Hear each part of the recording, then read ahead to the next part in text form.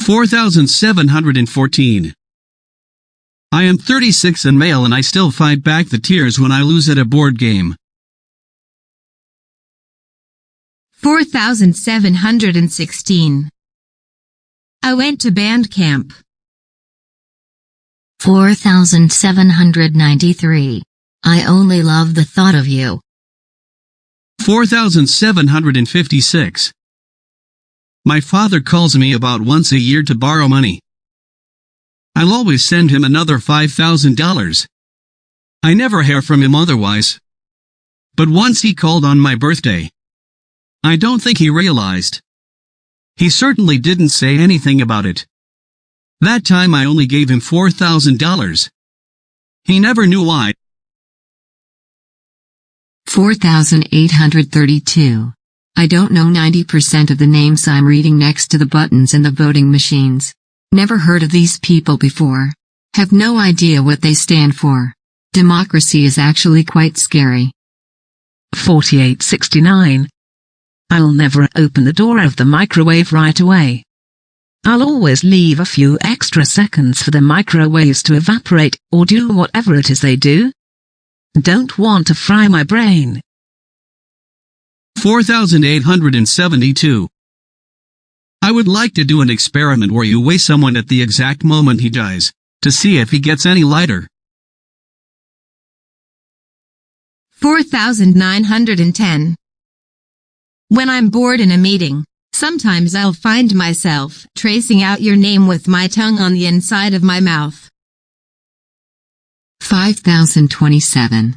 I go to church every morning for 7:30 Mass. There is this old lady who always sits up front near me. So sad. When the collection plate comes around, she just pretends to put money in there. I figured this out because on some days, she is the first person to get the basket. I see her go through the motions of dropping coins in there, but when she hands the basket to me, it is empty. So sad. 5,046. My mother used to always ask me to smell her breath before we left the house. On so many levels that bothered me. The physical vision of this middle-aged chubby woman sticking her gaping mouth right in front of my nose and breathing on me. To know so intimately her insecurities. The sometimes sour smell and the awkwardness of having to tell her. Maybe the feedback was good for her, but it was bad for me. 5,050. My dad used to comb his hair in the mirror over the fireplace before we left for church on Sunday mornings. When he was finished he would always say, "Damn, I wish I'd been born rich instead of so handsome." It always cracked me and my brothers up. I do the same thing now with my kids. It still cracks me up. 5,057. I once drove 200 miles to buy a blueberry muffin. I always remember they tasted really good at this one particular bakery, so off I went. 5,031. My husband used to do this thing with me that bonded us so tightly. He kept me alive, literally. I would take a deep breath and swim down to the bottom of the pool. Then he would swim down and put his lips on mine and gently push the air from his lungs into me. After a few seconds, he would go back to the surface, take another breath and come down and do it again. Over and over. I could be down under that water for 5 whole minutes, being kept alive by the connection with my husband. That was such a powerful feeling.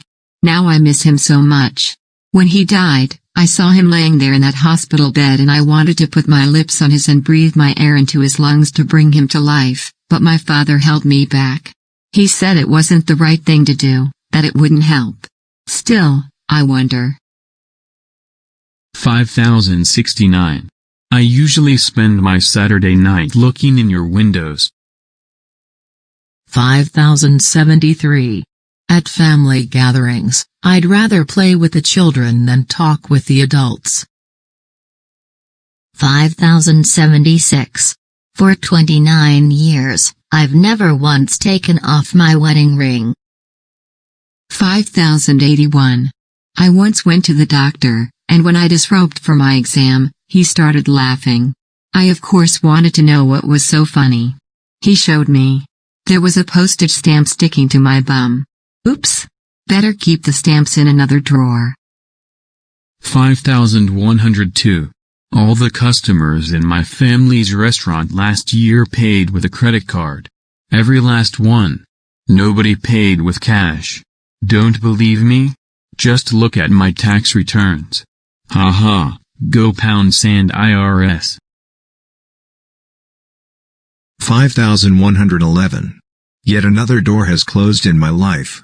Everything I attempted I have failed at. Only one door left, in my pathetic life, to close. The lid on my coffin. 5113. My wife hires someone to write heartfelt thank you cards for her. That just seems so wrong. 5122. How did everyone learn to do exactly the same line dance? Did I miss a meeting or something? 5138. My journey to finding what was right there all along. When I was a kid, my parents were so messed up. I know every kid thinks that about their parents. But I look back now as an adult and can see the details more clearly than ever. My father, always drunk. Some mornings I'd wake up and find him sleeping on the front lawn or even the neighbor's front porch. And my mother. The cunning manipulation. To this day it turns my stomach. Of all the bad mother stories I've ever heard, I think nothing beats mine. She faked her own suicide and disappeared for a year. It's a long tragic story of a mentally disturbed woman. In my head, I summed it up by never thinking of her as mom, just the woman who was my mother. Back then, for whatever their reasons, my parents neglected me. Forget entirely warmth and affection. They neglected me down to the bare bones level of clothing and food. Winters without coats. Wearing the same pair of pants for months because I didn't have any others. Shoes held together with duct tape. But the clothing problem was tame compared to the issue of food. I think it was my mother's way of getting back at my father.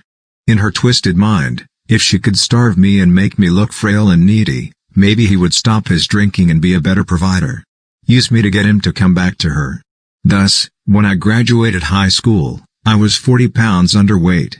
I'm tall, but still. Ever since, I've been so weird about food. Put 2 peas on my plate, I can only eat one. Must save the other for later, for when I'm hungry. My escape plan. My method to control that which I couldn't. And I can never eat in front of others. Never. I hide away. It's as if I'm afraid. Maybe if someone sees me eating, they'll take it away. Where'd you get that? Give that to me right now. How dare you eat something? When I went to college, side note, yes, I went to college on a full scholarship even. For one thing, my parents weren't about to pay for it. But what happened was this, round about junior high school, when I first realized that home was a miserable place, I found that I could stay at the library, warm and occupied, until closing time. It was filled with interesting books which took my mind off my hunger. I sat there doing my homework and filling my head, in lieu of my stomach. I ended up graduating as valedictorian. Go figure, but when I went to college, on the first day, I ate an entire pecan pie. I had never tasted anything so delicious. Desserts, sweet things, this was all new to me. By the end of freshman year, I had gained back my missing 40 pounds. But I never gained back a normal attitude towards food. I'm still never comfortable sitting around a table and eating with friends. And eating in front of a room full of strangers, like at a party, that's never going to happen. And now in this past year, as my life has gotten a little more complicated and stressful, I find no solace in food like most people do. Nope. Instead, I have reverted back to my roots. I find comfort in starvation. I have lost 35 pounds in the past 4 months. I'm 10 pounds below what the doctor says is ideal. At first people cheered me on. Oh, have you lost weight? Good for you. You look great. But they don't understand. I'm 10 pounds under and I'm not stopping yet. I enjoy the empty feeling too much. I thrill on the power of not needing food, of not needing anything. I've never felt so in control. But now I'm afraid. I'm afraid I'm going to do what I should have done in high school, go all the way to zero. Is this Anna? Is this some other type of eating disorder? I honestly don't know. I've never thought of myself that way before. But in reading everything I can find out there on the web, I think maybe I'm taking this long journey right back to where I started. Back to bones. Wouldn't that be the ultimate secret irony? My mother was slowly starving and anorexic. How perfect. 5160. I always enter the children's contest every year to name the next new Crayola crayon color. I'm 45. I've never won. I'm constantly being beaten by 8-year-olds. They are obviously more creative than me. 5170. I wish the keys on my computer keyboard could push back. Seems so one-sided. 5174. The last time I heard from you, it was a long emotional email about how lonely and depressed your life had become. I couldn't handle it, so I never wrote back and we lost touch. Now I hear that you died back in 2003, and no one really knows how. I'm sorry I never responded. I'm sorry you were so lonely. You were my first love, and you deserved better from me. I miss you, Kevin. 5207. I am convinced that purgatory is a real place, and we are all living in it.